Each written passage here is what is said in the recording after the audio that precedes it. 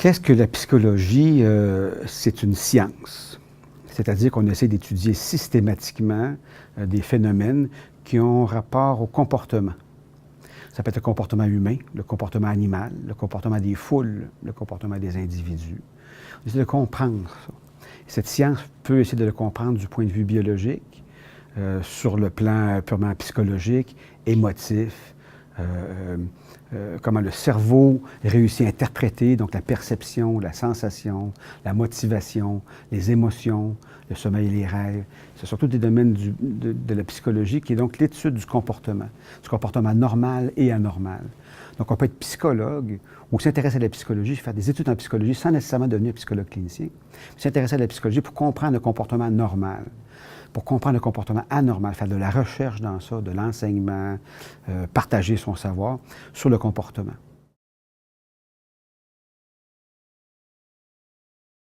Ce qui m'intéressait, c'est de comprendre comment on aboutit à avoir des comportements. Qu'est-ce qui fait que quelqu'un rit? Par exemple, ça me fascine encore de voir comment une foule se met à applaudir à un moment. On se met tous, là, assis, à taper dans les mains, comme des babouins, puis parce qu'on est content, ou parce qu'on approuve, ou parce que... pourquoi on siffle? Des fois, on siffle parce qu'on est content. En Europe, on siffle parce qu'on n'est pas content. Des gens qui, parfois, encore se permettent de siffler parce qu'ils trouvent quelque chose d'appréciable à portée de vue. Tout ça, alors qu'est-ce qui distingue ça? Donc, il y a la culture qui rentre dans ça aussi. Comportement des foules, des cultures. Donc, tout ça, ça m'a attiré, autant chez l'animal que l'humain. Comportement maternel chez l'animal, la séparation maternelle. Quand j'ai commencé en psycho, il y avait des modèles de dépression. Quand on séparait un animal, un nouveau-né animal de sa mère, puis qu'on lui donnait une autre mère ou une mère factice, en pluche ou en broche. On va essayer de comprendre un peu qu'est-ce qu'il y a là-dedans. Est-ce que c'est le contact? Est-ce que c'est la température? Est-ce que c'est le fait de se faire lécher, se faire nettoyer par sa mère? Qu'est-ce qui est ça? Puis moi, ça m'intéressait beaucoup de décrypter ça, de comprendre comment ça marche. Les études en psychologie ne sont pas plus difficiles qu'en n'importe quoi. La limite, c'est soi-même, puis si on aime ça, si on n'aime pas ça. Quand quelque chose nous passionne, on va le faire. Si on a vraiment envie d'un rafraîchissement de quelque chose, on va marcher assez loin pour aller le chercher, ça ne nous dérange pas. Alors que c'est pour aller faire quelque chose qui ne nous plaît pas ou qui ne nous plaît pas, on n'ira pas. L'étude en psychologie, moi, j'ai jamais eu de plan de carrière. J'ai commencé par mon bac, puis après, je devais m'arrêter. Théoriquement, j'étais supposé m'arrêter.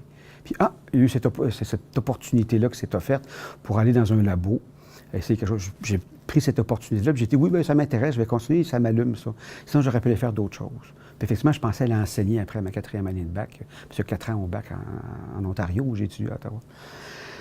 C'est pas plus dur, c'est selon l'exigence qu'on a. Il y a plein de gens qui vont penser en allant, même en psycho, puis pensant que c'est facile, parce que c'est de la science humaine. Ça peut être aussi exigeant que de faire de l'astrophysique. C'est pas plus compliqué une fois qu'on sait le vocabulaire. Ça peut être très difficile de prendre un cours en technique, alimentaire, en diététique, par exemple. Tous les domaines ont leurs exigences propres. Puis la psychologie n'est pas plus difficile puis pas plus facile. Ça dépend de ce qu'on veut y mettre dedans, ce qu'on recherche, puis si notre but est clair ou pas clair. Moi, j'ai fait mon bac, je n'avais pas de but très clair, mais j'étais à 100% là quand je le faisais, sans trop savoir pourquoi je le faisais, puis ça ne m'inquiétait pas. À l'époque, ça n'inquiétait pas personne autour. Aujourd'hui, on se sent peut-être parfois un peu plus pressé d'avoir accompli quelque chose. Moi, je dis qu'il faut se donner le droit de le faire, ça, de prendre son temps puis de sentir ce qu'on veut faire.